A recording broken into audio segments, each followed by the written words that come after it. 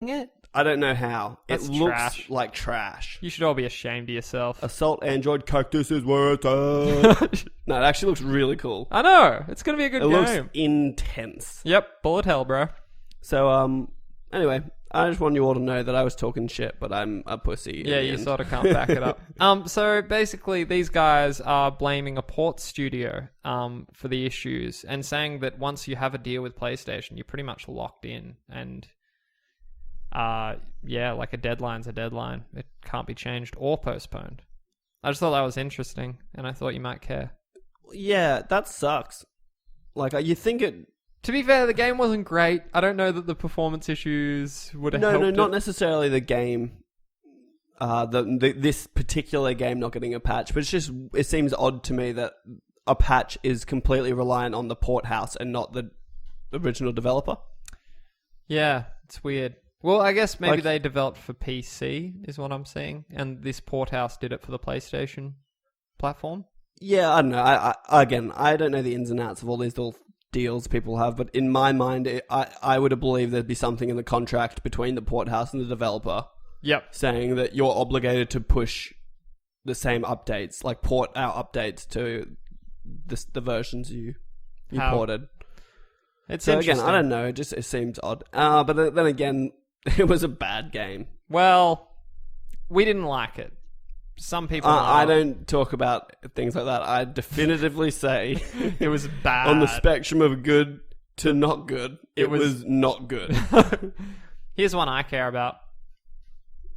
XCOM 2 is fun on PC. It really is. It really is. Bandai Namco and From Software haven't officially announced a Dark Souls 3 Season Pass, but thanks to our friends over at the Xbox store, we know one is happening. Included inside the $84.99 Deluxe Edition, meaning it will likely cost $24.99 on its own. The Dark Souls 3 Season Pass gives you access to 2 DLC packs featuring new maps, bosses, enemies, and more. Quote, winner of Gamescom 2015 Best RPG and over 35 E3 2015 awards and nominations, Dark Souls 3 leads you once again into a challenging world of ruin and despair. Expand your Dark Souls 3 experience with the Season Pass and gain access to 2 epic DLC packs at a discounted price. Challenge yourself with new maps, bosses, enemies, and additional weapon and armor sets. Prepare yourself once more, Govinda, and embrace the darkness. End quote. Meanwhile, Dark Souls 3 pre-orders through the PlayStation Store include the Fire Fades dynamic theme. Dark Souls 3 releases on April 12th for PlayStation 4, Xbox One, and PC. Another season pass, take my money from, gonna throw it at ya, give me that good stuff, yeah. Sorry, before we get into this, Bloodborne only has one DLC. Yeah, and that's it. That's it? I think they said that was all they're doing. Okay.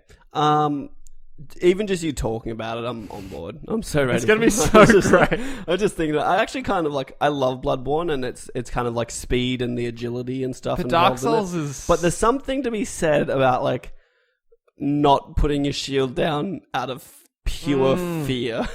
Just walking into the dark, shield up, just going, oh fuck, oh fuck, oh fuck, oh fuck. And then something drops down and kills you from above. Like and like arrows just blocking out.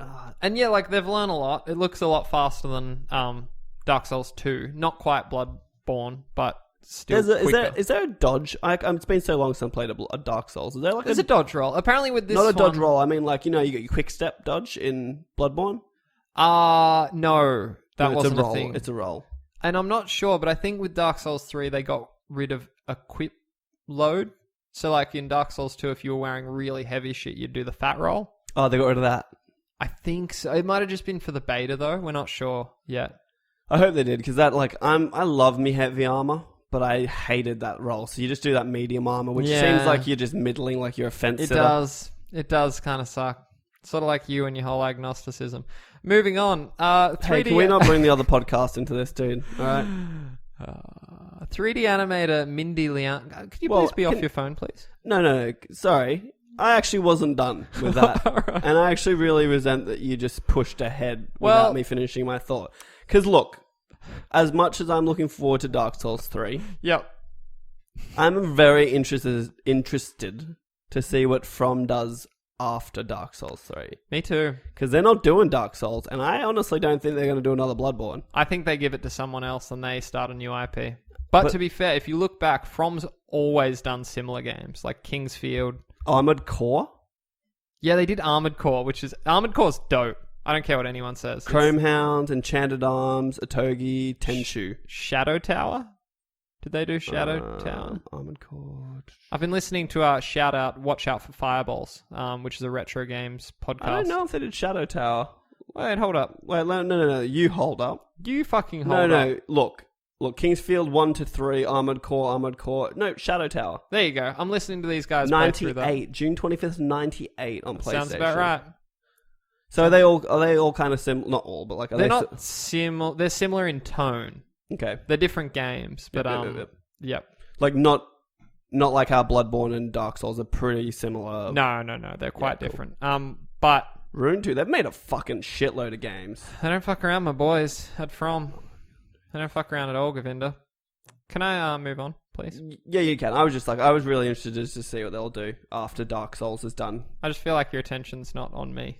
I don't know. I've honestly, some of the news articles go on for too long. This one's going to be great. Like there's been a few where you talk, and I literally, what I did before is I was zooming in on the waveforms that I'm looking at in front of me, and then I zoomed out, and then I looked up, and realized, how rude! What did you just say? I curated this list for you. This one is especially. You just need to. Are you ready? Sorry, just constructive criticism. You need to learn to paraphrase a little bit. I'm going to fight you after this show. I swear to fucking Christ.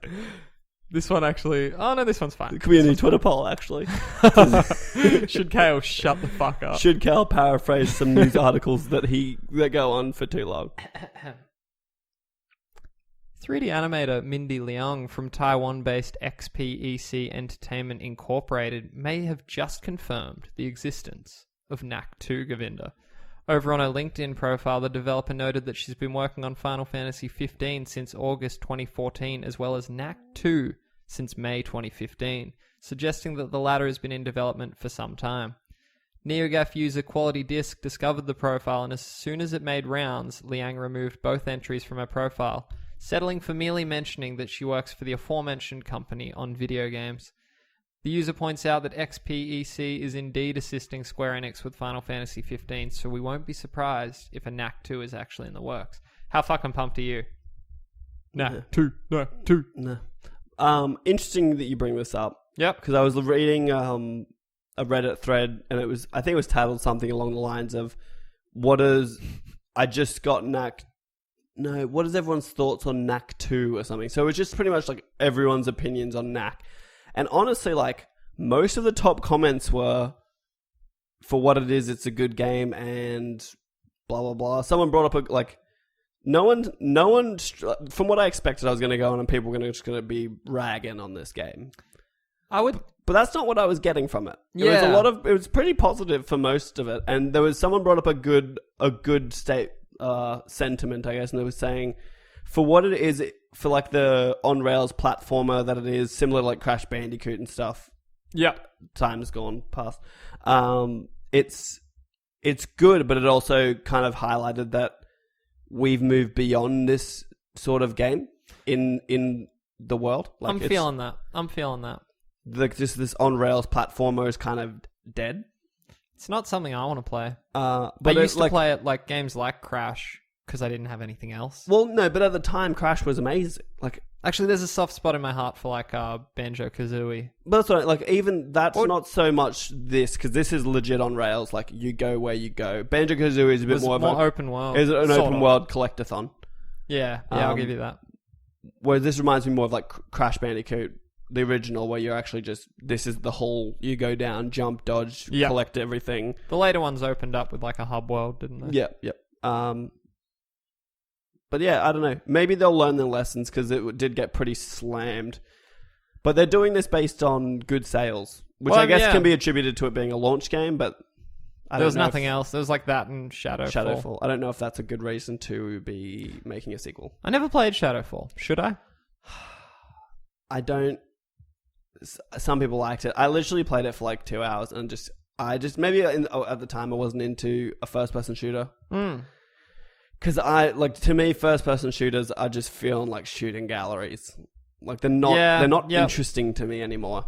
Like Yeah. I can't think of a first person shooter that I've been down with. Like Borderlands is slightly an exception because it's more of an like RPG first person shooter sort of thing. Honestly, my last one I guess Fallout, but that's again RPG. Yeah, and I sort of do a bit of third person. I mean like a story based first person shooter that I give a shit about. For me, like, and I know I'm just gonna fucking do it again, but I got all the BioShock games on Steam. Well, yeah, see, that was what I was thinking. Like Infinite. The last one that I really was into was BioShock Infinite, but even then, that's not like a first-person military shooter.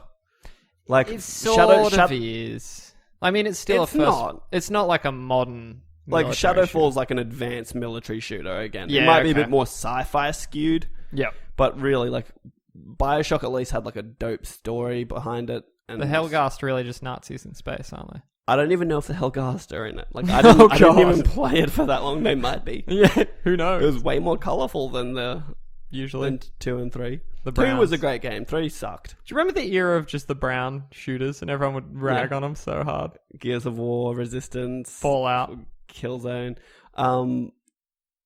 Remember playing Killzone 3 with me? We did the whole campaign co-op. I know we did that, but I don't remember any of it. All I remember, I think we were in space in a rocket or something, and like such an anticlimactic ending that when it finished, we both went, "Huh, that's the end." That's my feelings on Firewatch. Yeah, fair call. There was something else that ended like that. No, I was surprised. Oh, I watched a terrible movie.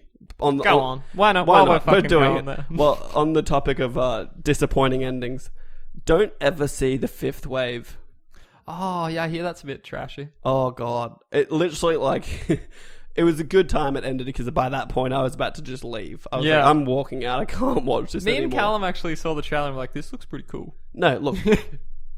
God, we need to not do this, but I'm going to. But while we're at it, it started off well. Like the first maybe 30 minutes, I was like, oh, this is pretty chill. And then just devolved into like a teen drama. Yeah. Awful. While we're there... and it just ended and I was like, that's how you're going to leave this? Okay. All right then. Two-lander, fucking fantastic. Little bit samey, but worth it. Especially but if not you as... like me. Look, you didn't see Anchorman 2, so I'm not even going to ask the question. Let's move on to some PlayStation stuff. Also, Gio, you were right. Deadpool was also fucking sick. I haven't seen it yet, so Thanks, shut dude. up. I did actually. My bladder was almost bursting. I didn't stay till after the credits, but I am going to Google the video as soon as we're done here. Can we please keep going on with PlayStation Yes, stuff? dude. I'm sorry, everyone. I don't know what's happening with us. It's a weird day today. We isn't it? didn't record a GoK Q&A, so some of that's leaking into here. I think I'm higher energy somehow. Maybe because I haven't been doing your trash podcast all day. We actually usually do that the next day. Yeah, we usually do. So, fuck you, dude. It's time for the PS forecast, Govinda. And the forecast today is strong. Light chances of Legend of Zelda Link to the Past influences with a smattering of some Diablo. Oh, this is a cool thing to start doing. Do you like that? Yeah, I want to make it more like I'm just gonna. Can you...